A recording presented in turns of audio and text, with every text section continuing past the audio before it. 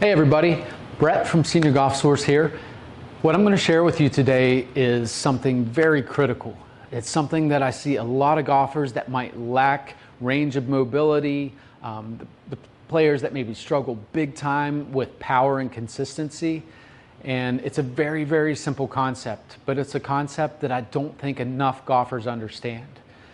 Your swing doesn't have to be a mile long to develop big time speed. I mean, take Jon Rahm, for example. That backswing is as short and as sweet as can be, yet he delivers all this power. Now, I know he's a bigger guy. He's a powerful man.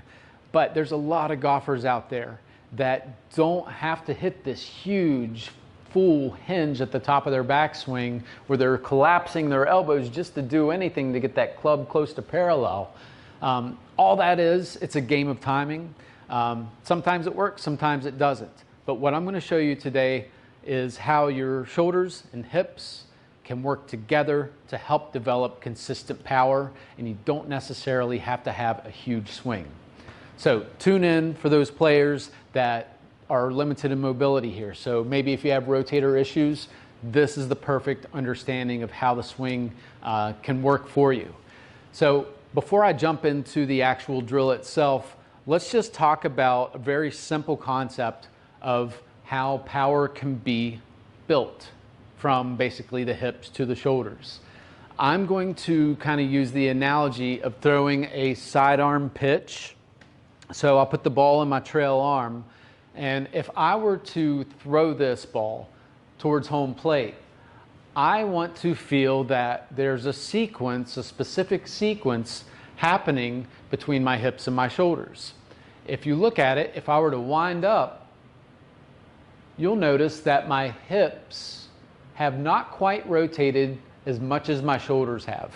Now, what I'll do here to help highlight that for you, because it might be hard to see from that angle, is I'm going to take two clubs. I'm going to run one of the clubs on my hips, one of the clubs on my shoulders. I'm going to make that same move, and you'll notice that my shoulders rotated more to the right than my hips did. Now with that, I've created some torque. I've created some twist in my spine that's going to help me coil up and be able to release power.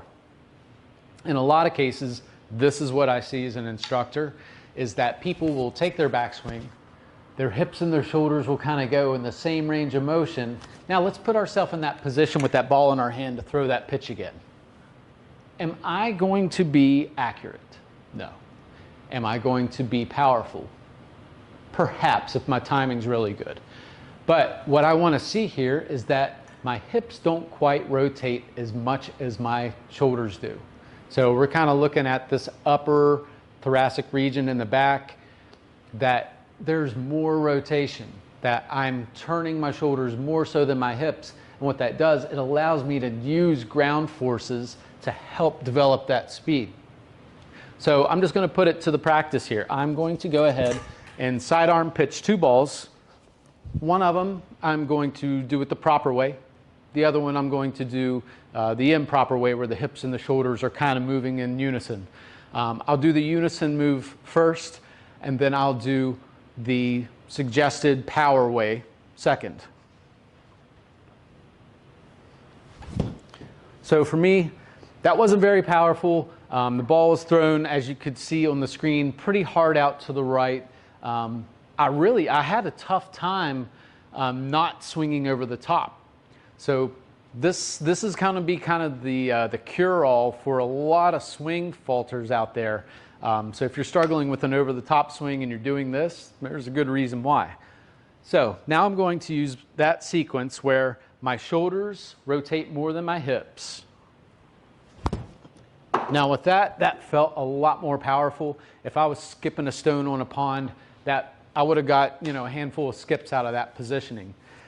So with that understanding now in mind, that I'm going to develop a lot better ability to create that torque and coil in my spine to be able to release it, let's use these two shafts to help analyze what's going on. Now, this is something that I would recommend doing in front of a mirror. it always helps to kind of have a live view of what you're trying to correct. So set 2 clubs, doesn't matter which one's on the top or bottom. I'm gonna secure one to the tops of my shoulders, one to my hips, and I'm gonna take that backswing, and you'll see that there's a difference between the two.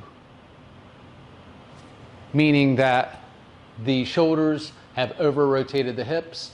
Now, if you're looking for that power sequence coming down, you want the hips to feel like they're driving first. So it's almost like we set this position, and now I'm gonna drive with my hips and kind of let those shoulders hang back and move because my hips are moving. And with that, that's where power and consistency is coming from. You're making a very significant rotation with your core. You're making a very deliberate weight transfer with this positioning. People that have the issue I was talking about where the hips and shoulders move in unison tend to spin out. They tend to get stuck in this bad rut where they don't really make a weight transfer, that they're just kind of spinning in position and it doesn't yield positive results for the most part. So once again, I've got it secured. I'll go to the top of my backswing, and now as I come down, I really want to feel like I'm holding these angles between my hips and my shoulders. I'm going to turn my hips first and let that shoulder kind of move second. Let's look at it from down the line now. So to the top, coming down. Now, something that you'll notice is, let's pay attention to the grip end of the club on my shoulders. As I go to the top and I make that drive, you'll see that the grip is moving on that in to out path, which is what most golfers want. You know, there's the rare occasions where over the top is a good thing. Save that for the bunker. Save that for that, you know, the shot around the corner. We're looking for a consistent swing. This is going to be your ticket to success. So I'd love to hear what you think about this. Hopefully this is a new concept for you. I'd love to hear your feedback. So please comment below and subscribe for more. Thanks again.